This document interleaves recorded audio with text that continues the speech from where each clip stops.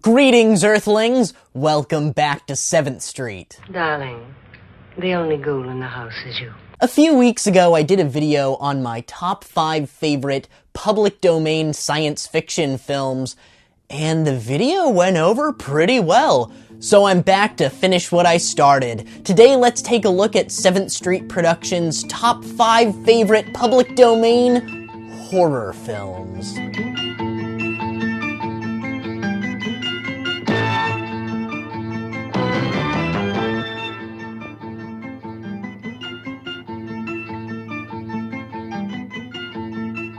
Before we start this list, I would like to give an honorable mention to The Horror Express, starring Christopher Lee and Peter Cushing.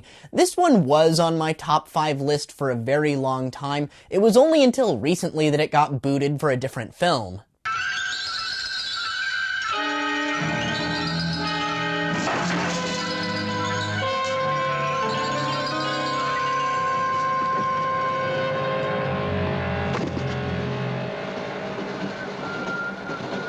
Alright, number 5 on this list is one that was virtually unplayable when it was made, and today, it's considered a cult classic. I don't belong in the world.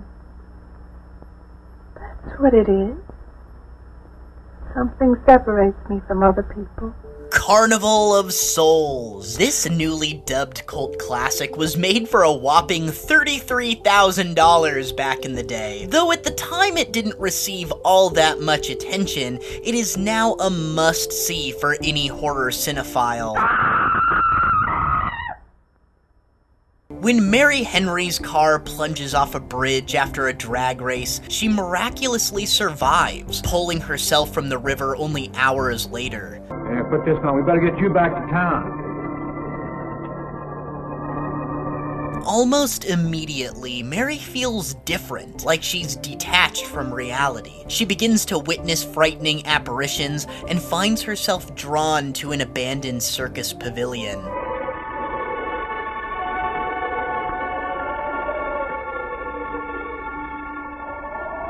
Prepare to have some really strange dreams after this one. The film is sparse on special effects, but the soundtrack and the strange abandoned locations work to create an environment that is thick with an eerie atmosphere.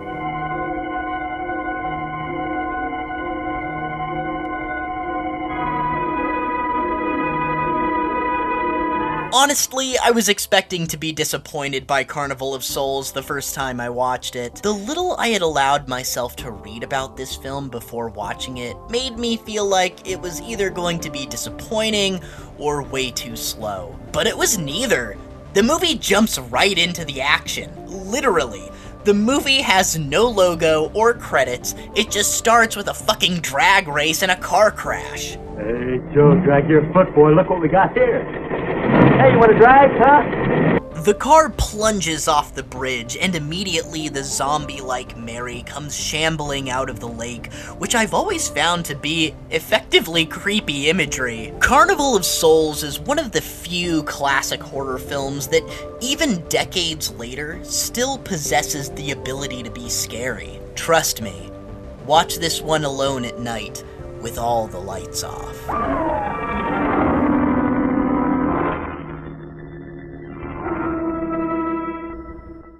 Taking the number 4 spot on this list of public domain horror films is one that features a very young Christopher Lee. Burn, witch, burn, burn, burn, burn. Horror Hotel, or City of the Dead as it's also known, is a 1960s horror chiller about a young co-ed who uses her winter vacation to research a paper on witchcraft. Her professor, played by Christopher Lee, recommends that she spend some time in the small village of Whitewood, the same village where he was originally born. He also recommends that she stay at the Raven Inn, run by a Miss Newless. Then you're Mrs. Newless? I am. May I help you?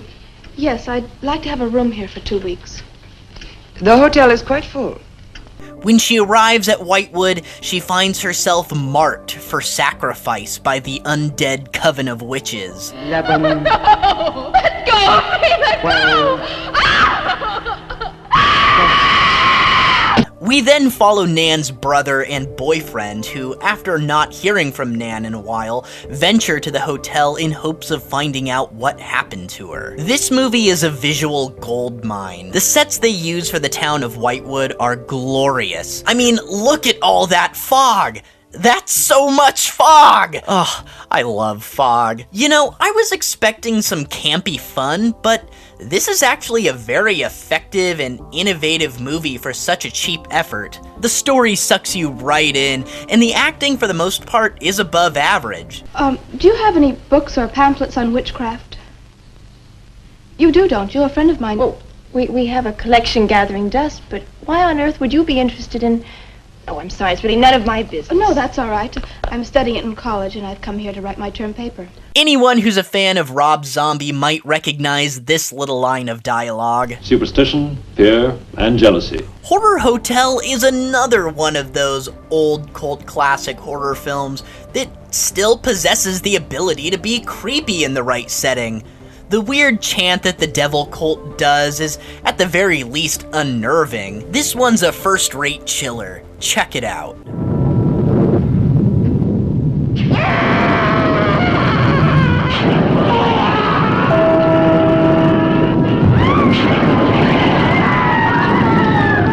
Number 3 on this list is a movie that was actually featured on an episode of Mystery Science Theater 3000. And talking about it or about something that might strongly remind her of it, she's very impressionable. You know, The Screaming Skull would probably be my top pick for the most underrated film on this list. I get that it's not the best movie in the world, and some of the acting is subpar. She cries Cries? in the night. Dead people don't cry, Mickey. But overall, I find this late 50s ghost film to be pretty well made. I especially enjoy the story, so spoiler warning here. A newly married couple, Eric and Jenny, arrive at the home of Eric's late wife, Marion. The same home where years before Marion suffered a horrific accident which nearly decapitated her. We don't know, of course, what happened then. Perhaps she slipped on a leaf. Base of her skull was smashed. Soon, eerie events lead the new wife, Jenny, to believe that she's either being haunted by the ghost of Eric's first wife, or that she's slipping back into psychosis, which would place her back in the mental institution that she was just very recently released from. I've never told anybody. But when Jenny was put away in that hospital, she tried to do away with herself. Soon we find that Eric is the one responsible for the creepy goings-on, and that this is all just a ploy so that Eric can fake his new wife's suicide, much in the same way that he staged his first wife's death. Well, that is until the real ghost shows up.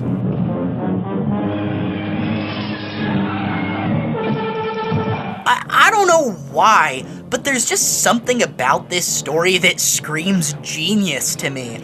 I've always wanted to do an updated retelling of The Screaming Skull. In my opinion, this is a movie that you have to actually watch to appreciate. If you're just sort of half-heartedly paying attention, it'll come across as a slow burn, with a scene where a skull shows up and makes a noise that sounds nothing like a woman screaming. I don't know, I just really like this one. It's a nice little eerie slow burn that climaxes with a killer skull showdown. 4 stars, check it out. Number 2 is a movie that I've actually mentioned multiple times, so I guess one more won't hurt. I'm not such a fool as to hang my wife from a ceiling by a rope. Yep, it's back, and you know that it would be. The William Castle classic, House on Haunted Hill. Have some. You'll enjoy the party more. A sinister millionaire offers $10,000 to 5 people who agree to be locked in a large, spooky rented house overnight with him and his wife. A $50,000 party for only 5 people is a little steep even for a millionaire. After the doors are locked, the party begins, and then the mysterious hauntings start. Blood drips from the ceiling, heads turn up in suitcases, and the millionaire's wife is murdered.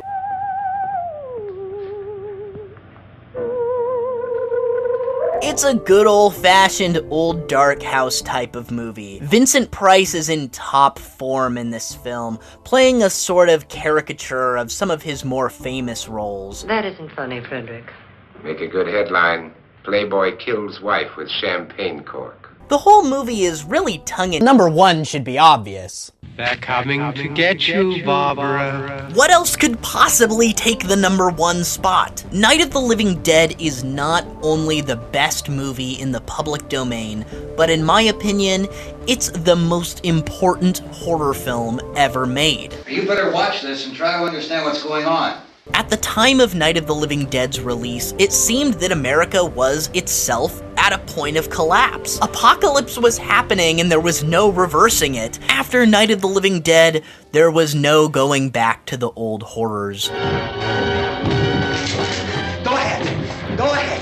You want to stay up here now? Horror movies had been stuck in musty, cobwebbed past with Victorian ghosts and evil scientists that just weren't frightening a generation of young people that were used to seeing bloody images coming from Vietnam. Some people like to credit 1960s Psycho as the defining moment when classic horror became contemporary horror, but I can't help feeling that it was actually in 1968 with Night of the Living Dead. The entire landscape of the horror genre changed forever. Movies became more gruesome, endings became more bleak, and an entire subgenre exploded onto the screen.